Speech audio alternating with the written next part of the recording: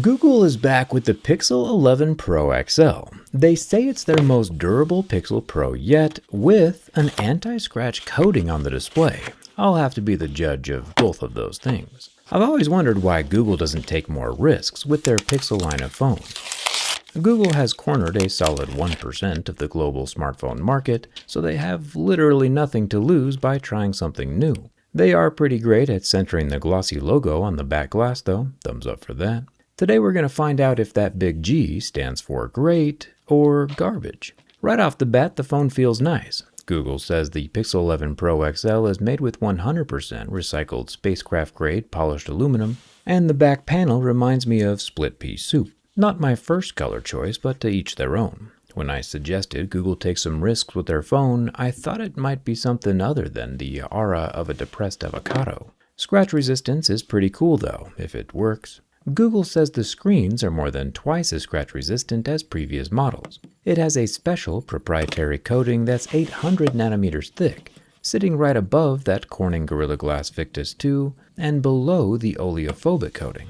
And I don't know, maybe it does help with micro scratches because the scratches at a level 6 do appear to be slightly less pronounced than usual, but the deeper grooves at level 7 are definitely still there. So we'll have to chalk this up to a maybe it kinda helps scenario.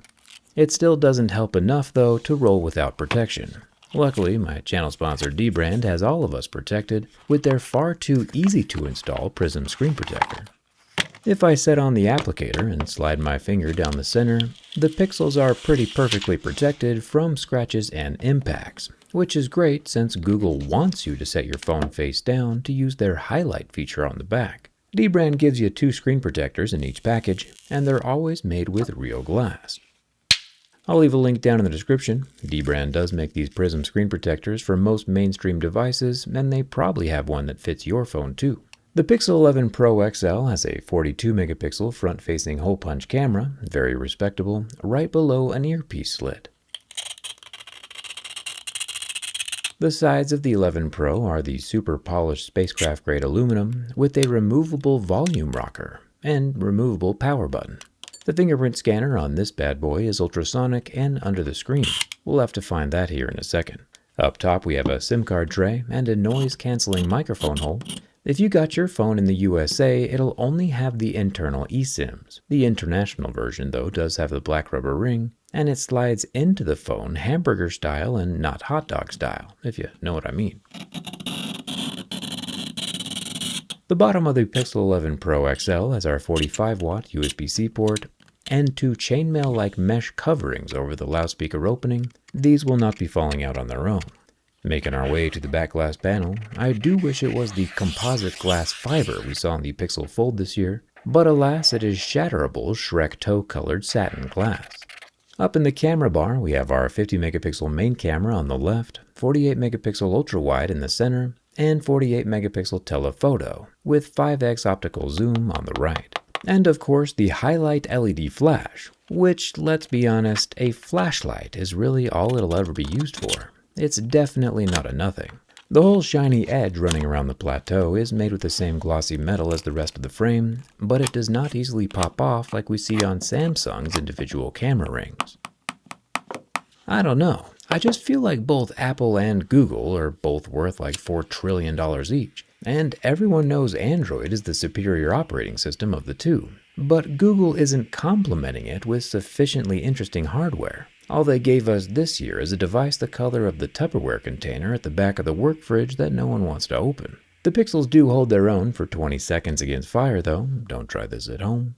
Finally, the bin test. And luckily, for Google's sake, the Pixel 11 Pro XL is extremely solid, with barely any flex to speak of. This latest flagship pickle I didn't even plan that. This latest flagship Pixel survives my durability test. Every year, the Pixel phones are some of the most repairable smartphones on the planet, which I can for sure appreciate. Thankfully, the insides always look better than the outsides.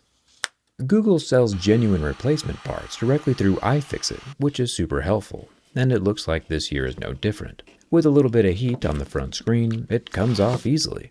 I did break like 50 phones back in the day, getting good at this by the way, so don't expect success on your first attempt. The first step to being kinda good at something is being bad at something. And there you go. The screen of the Pixel 11 Pro XL can be swapped out in about 10 minutes with just the heat gun and a pry tool. As long as you don't slice through the ribbons that sit about a ½ inch inside the screen, Google has once again made one of the easiest phones to repair of 2026. I'll turn off the phone and get it unplugged so we can work on the backside.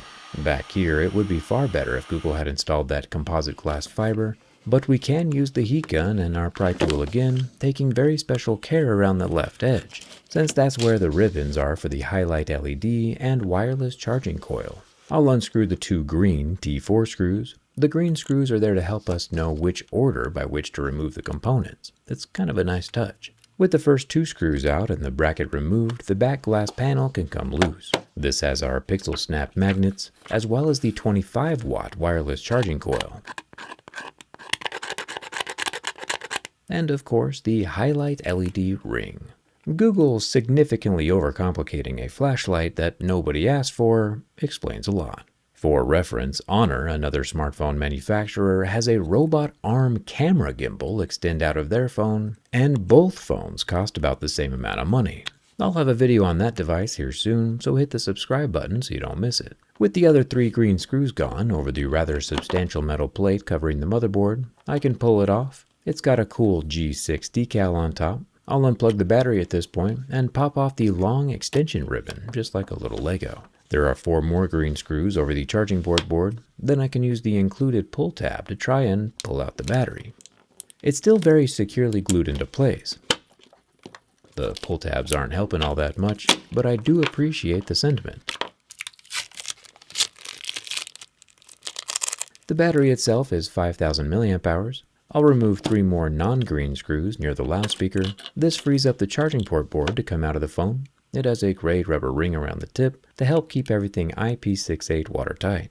The loudspeaker comes out next. It has its own waterproofing mesh over the speaker opening, along with a red rubber ring and a whole lot of balls inside.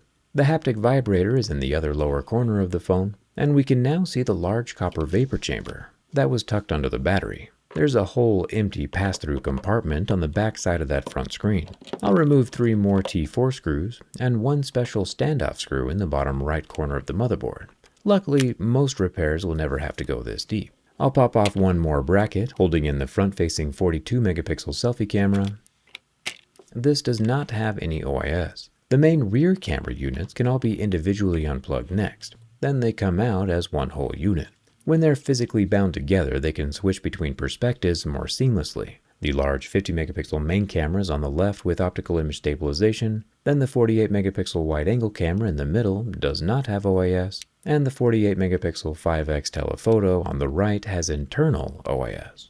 There's 1 more tiny screw holding in the motherboard, and then she's free. This is where the Tensor G6 lives. It's got some thermal paste joining it with the bare, non-anodized aluminum, which is then resting up against the super large vapor chamber on the other side.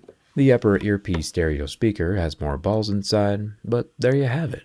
The most common repairs, the screen and the battery, are very doable, and a technician could perform either of those repairs in about 10 minutes thanks to Google's very clean internal designs. As a side note, Google must be especially proud of how their phones look this year, since starting today you can get the teardown skin and dbrand's Pixel Snap grip case for your Pixel 11, Pixel 11 Pro, and even the Pixel 11 Pro XL right from the Google Store. Pretty epic. Look how clean that case is. Our dbrand is all grown up and playing with the big boys. For the other 99% of you who don't own a Pixel, there's dbrand.com. Protection's a good thing. I'll leave a link for the grip case down in the video description, and thanks a ton for watching.